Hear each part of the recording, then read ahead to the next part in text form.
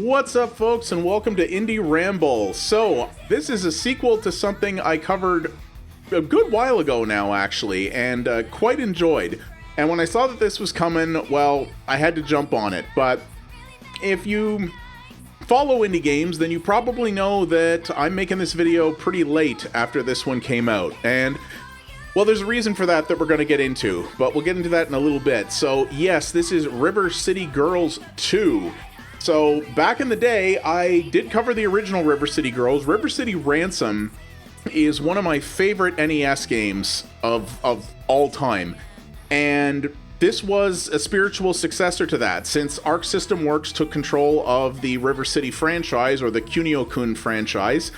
They gave some other developers opportunities to make their own games within it, and WayForward, who is one of my favorite small shops, took it on and frankly did a really good job of making a game in that universe that was based around new characters but still shared the lore, if you will, and looked good and had some pretty good systems to it as well. And well, now we got another one, which is fantastic in general, but well, I'm enjoying this, and I'm definitely going to finish it, but there's more than a few caveats with this one. So, there's a few improvements that they've made to this. One of the biggest ones is that you're no longer restricted to either local-only play or Steam Remote Play if you're on the PC. It's got actual proper online in it, which is pretty cool. Now, I can't tell you how well that works, because even though it supposedly has crossplay, every time I have tried to join a game of it, I get nothing. So, there's definitely been a decent number of people playing this, so I don't know if this is me or something with the game itself, or maybe because of the special beta region that I'm in, or beta version that I'm in, which again, we will talk about shortly. But it's interesting, you can bring your save in to the online play if you want, or you can do it locally if you want. And this is one of the other things that they changed. So in the first game, the reason it's called River City Girls is that you were actually playing as the girlfriends of the characters from River City Ransom. You were trying to rescue them. And in this game, you can still play as them, but as you progress through the game, you will unlock additional companions that you can play. So you actually have a lot of different options this time. And again, in tradition of the River City games, your characters can level up. So I've been playing Kyoko almost exclusively so far. The other characters do level up a little bit as you progress the story, but you will have to play them for a while in order to level them up, and you can choose to switch between them at any time. You have multiple different hideouts in the map that will allow you to choose between the different characters you have available to you. And in addition to that, and this was another system that was in the first game as well, is you can get additional recruits, which are basically, as you beat up certain enemies in the game, if you get them down to a certain amount of low health where they're almost dead but not quite, you can choose to recruit them into your party, where you can bring them in for on-demand attacks effectively. They have a limited amount of health. They can only be called in so many times unsuccessfully before you lose them, but you can have up to 2 of them. And if you call them in at the right time and you time it right, they can basically do additional damage to enemies that you're fighting. So it's a way to sort of beef up your arsenal. Really cool idea, actually, and they have cooldowns, so once you've used one up, you have to wait a little while before you can call them in again. Really neat idea. I quite like it. You also have a full map of the city. This is basically an open world game, and that's what was really cool about River City Ransom back on the NES, is that it was basically an 8-bit open world game. You could go anywhere you want. There's tons of things you can do. There's side quests, there's shopping you can do to level up your character or buy healing items. There's all sorts of places you can explore, additional hideouts you can unlock. There is a sort of a checkpoint based fast travel system, which is that little bus icon there. And there's a lot you can do in this game, and to a certain degree, some of that will be necessary. So here, that guy, because I got him down, he was stunned out, and I was able to recruit him. So there he is, he's above my score, now I have him available to me. So yeah, there's a lot you can do in this, and you know, some of it's optional, but you can choose to do quite a wide variety of things if you want. And you're gonna have to do that to a certain degree, because as you progress further, enemies will get tougher, and the bosses in these games are always quite difficult. So you're either going to have to learn their patterns really well, or spend some time grinding upgrades for your character to make it easier on yourself to do that. But you can choose to approach that however you want. As you kill different enemies, which you can do with various different moves, you have a move list here that you will expand as you go on throughout the game. So you see I've got a number of different things I can do here. You can kill enemies with those or with various melee objects that you find throughout the world. And as you do that, your characters will level up and their stats will improve. And you can also buy different stats and upgrades. You also have an inventory system, which allows you to pick up things like healing items and whatnot, which you will need in certain situations as well if you're not careful. That said, the penalty for dying in these games is not as significant as you would think. Basically, you have the ability to either respawn at the nearest hideout from wherever you've died, which means you're going to have to backtrack a little bit to get where you were, but you don't lose anything. Or you're going to have to, you can respawn where you are, but you're going to have to lose some of your money. I've never found, even when I've had to retry a boss multiple times, that you really lose enough money for it to be a big deal. So here's what the various retailers look like. You can go to all of these different places that sell. Some of the things are upgrades. Some of them are special equipable items that you can put on, which are basically outfits. They're called accessories. And these will give you certain additional benefits as well. You can only have one in each slot, so you have to, be mindful of that as well. And there's different ones for different characters. You have Honker here, which is their version of Twitter, which is basically just your objective screen, which shows what you've got to do and, sort of where you have to go to do it. And then you can carry a certain amount of items with you. I'm loaded up on healing items right now. And if you go to your hideouts, you actually have a stash that you can put stuff in as well.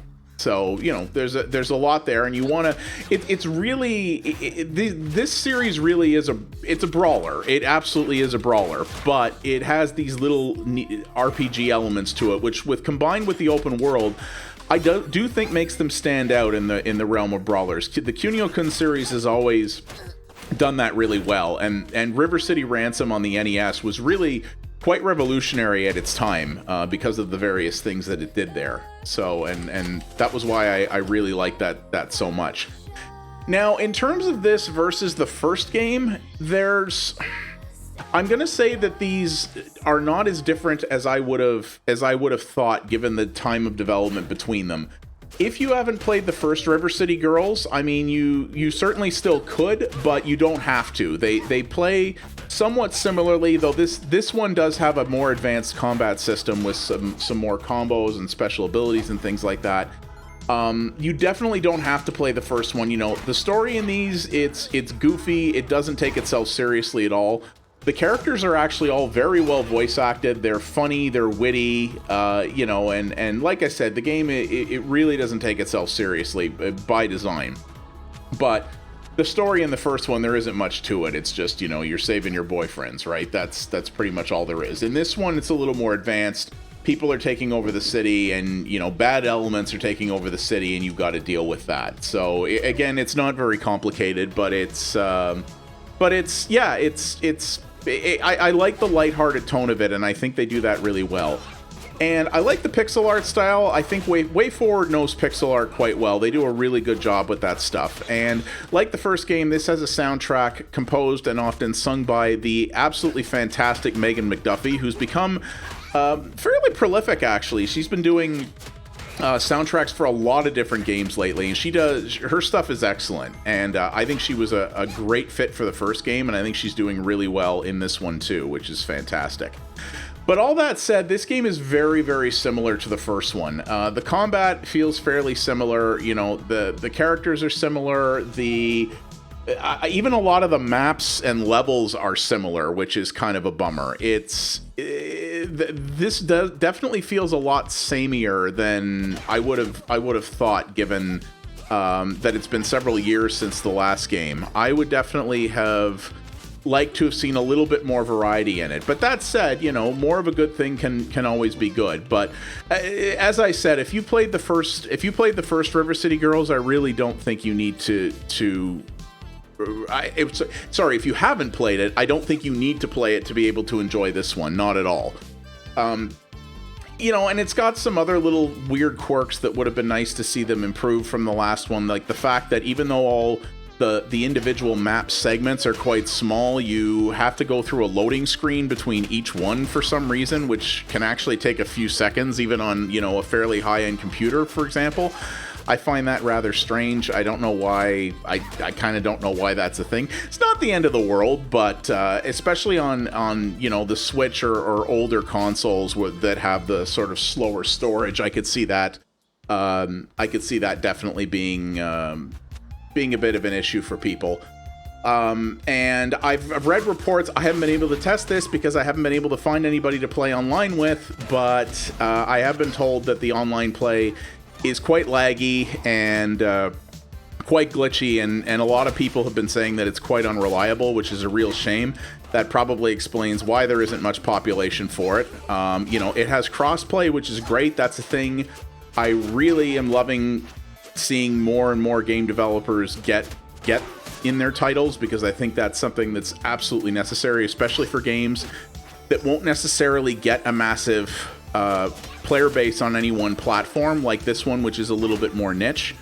But yeah, I've heard that it's not working super well. And well, the biggest elephant in the room with this, and one that really baffles me, and this is honestly a big part of why I've been waiting to cover this game, this iteration, is the performance issue. So you may be looking at this right now and going, well, this looks pretty good. It's running, you know, it's running at 60 frames, and if you remember, the first game ran at 60, so what's the problem? Well, I am running an experimental test branch of the game on PC right now. And the reason for that is that the way that this game shipped, despite, I guess in theory, being on an improved version of the engine of the original game, the way it shipped with what WayForward simply calls issues with the code. That basically means that while the game's logic is running at 60 frames per second, the visuals don't, at least not all of them. So when I first loaded this up on PC, I was like, yo, this feels like molasses in January. And it really confused me because, again, the first game, which came out on all the same platforms, didn't have that problem. So WayForward did release a beta branch on Steam that has a preliminary fix for this issue, and that is the version we're playing here. So it looks like it's running quite well, and it is, though I still feel that there's a little bit more input lag in it than there was in the previous game. But this is only on Steam. It hasn't rolled out to the consoles yet, and they said that they were testing this and that they were hoping to deploy it real soon. Well, as I'm recording this, that was 2.5 months ago, and there's been no word on it since. They haven't released the patch to production. The patch, I don't believe, has been updated since then. And while this beta seems to work pretty well, yeah, unless you want to run a beta version on PC, you're stuck with it at 30, and you're stuck with it at 30 on the consoles too. And to me, that's not really cool. Like, how did this game ship in that condition? If it was like that on every platform and they knew it, why did it even ship like that at all? Especially when the last game, which looks pretty much exactly the same as this, ran fine multiple years ago. It literally, from a performance perspective, this is literally a downgrade over the entry that came before it. And they don't really seem to be rushing to fix it. So I really, really hope they do. This game doesn't seem so far to have sold nearly as well as the last one. And I really hope that this game's not going to get abandoned for that reason. Because you know, they're not patching this, and people who have supported this series from the beginning are going to be left with an inferior playing version. That's just not cool. And honestly, unless, you know, playing a game like this at 30 frames is not an issue for you, I don't know. I might sit on it if I were you in that case. Now, that's the thing. A lot of people can play games at 30 frames a second just fine. Indeed, I can as well. But the main problem with this one is not just the visual difference of it running at 30 frames a second. It's that, at least to me, it feels like the controls are noticeably laggier. They claim that the game, even though it doesn't look like it's running at 60, that the game is running at 60 underneath. But it really doesn't feel that way to me. I felt that the control latency is way worse, at least on PC, with the factory game. And so that's something to keep in mind as well. That could be just me, but it does feel more responsive to me playing with this beta version. And on the subject of controls, there is still one major gripe I have that has persisted between the two versions, and it is a design choice, which is that I do not at all care for the way the blocking and parry system in this game works. So there is one, for starters. You do have the ability to block, and you do have the ability to parry if you time your response to enemy attacks correctly. The problem is the window for that is like Sekiro level of thin. It's the timing that you have to do to get parries is so razor thin that you're gonna miss it the vast majority of the time. And that's not just me, that's a common complaint amongst the player base. And especially when the game is running at that poorer frame rate, it makes parrying nearly impossible. And indeed, even blocking in this game is largely pointless because you can't break attack chains. So if an enemy hasn't hit you yet, and you hit the you hit the block button, okay, you can block their attack. But if they've already started on you, if an enemy's starting, say, a 3-attack chain, well, in a lot of games, once they get one hit in, you can hit block and you'll break their chain and you'll block, subsequent hits within that, at the very least, taking less damage, if not negating the damage entirely. That's not how this works. If you don't have your block up when they start attacking you, you're going to take the full wrath of their combo, and there's nothing you can do about it. You can't block it, you can't break out of it, you can't do anything. And that's, in particular, frustration, because if you're trying to, say, execute a parry, and you can't pull a parry off because the parry window is so unbelievably thin, well, kind of doesn't work out for you, and you're going to take an entire volley of damage for, I don't know. I feel like that it is obviously an intentional design choice because it existed in the last game and it still exists in this one. And maybe myself and all the other people who are running into that problem are just doing it wrong, but it really doesn't feel that way to me. And it's really a point of frustration that I think takes away from things a lot. But you can counter that by simply having a good amount of healing items saved up. It's not really that big a deal. But in a brawler series where a good combo system and good control response is so critical, to not have that, just to have the blocking work in that kind of way, just feels unbelievably frustrating. And yeah, I'm not sure why it was done that way. It doesn't faze me that much because I just work around it, right? But blocking is rather fundamental in a game about melee combat, and to not have that system done in a better way like that is just, I don't get it, man. I really don't. So yeah, so what do I think about this? Well, as I said, don't bother with River City Girls 1 if you haven't played that. I think you could play, you could play this and you'll get the full experience fine. If you played River City Girls 1 and you really want more of it, this does have that. But my biggest gripe is honestly that performance problem. They've got to sort that out. It is unacceptable to me that the game shipped in that condition, and it's further unacceptable that it's been 2 months since they released a testing update for it and they literally haven't moved at all. At least PC players can get this testing implementation of the better fix. Console players have just been screwed. And that's not right. And I would really love to hear the story of what happened with that, because this is WayForward. This team doesn't put out broken jank. It's just, that's not what they do. And I've always really liked WayForward because of the quality, not just the overall quality of the games they put out and the variety of games they put out, but the fact that they all come out pretty solid. And there just seems to have been a massive oversight with this one that I can't explain, but it's really frustrating and it's really disappointing to see how poor the response to that has been. And I do hope that players get that. So if this does interest you, and it should, especially if you like brawlers, you know, brawlers are a hard thing to do in the modern age. I've talked about that a lot. And this one does a lot of things right, and which I respect the heck out of. And you know, it is still enjoyable. It is still an enjoyable game to play, and I am still going to finish it. But especially at the price being asked for this, which is not an insignificant one, I think they're asking now. I understand this is tied to a license, and you know, Arc System Works has got to get their cut out of it. But I think, especially with the shape that this shipped in, their asking price is pretty friggin' steep.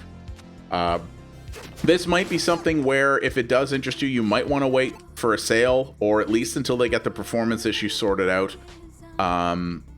But, you know, if you're clamoring for new brawlers, like many of us are, then this is a very good one of these. Despite all its flaws, it's got lots of personality. You know, River City is a very well-established franchise that still has, you know, a very loyal fan base for a good reason. And it's goofy and it's fun, and you can tell that a lot of effort and passion went into this, especially with the production values and the writing and the characters that they put in it, and all of these other factors. It's really a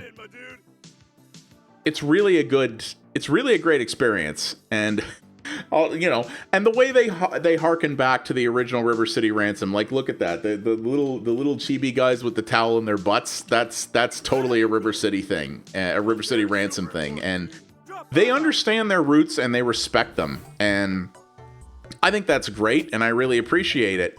But I was hoping that for a second entry in the series, we get a little bit more innovation than we got. It does have better combat. It does have, you know, some more enemies. It is more.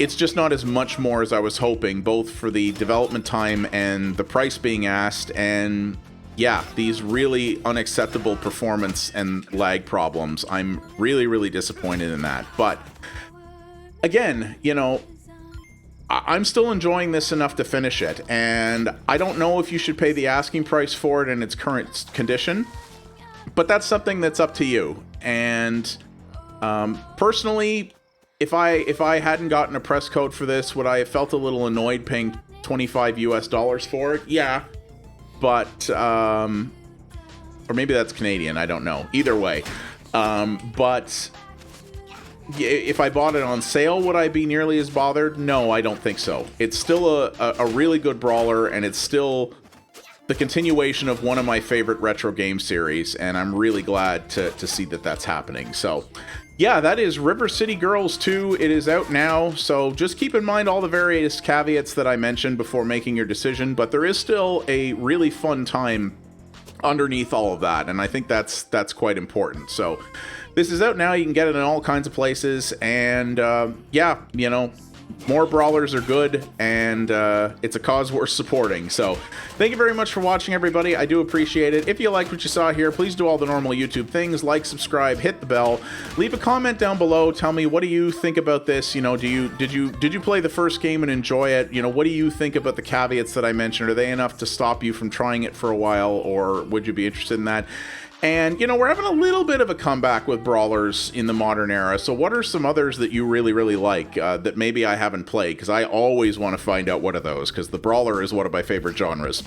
And as always, you can follow me over at twitch.tv/pxabstraction for multiple variety streams a week. I cover other indie games as well as retro and retro-inspired stuff over there, including a lot of games that are better suited to streaming than YouTube. We have a fantastic community there, and I'd love to see you be a part of it. Thanks again, everybody, and I'll see you on the next Indie Ramble. You folks have yourselves a good one. Take her easy.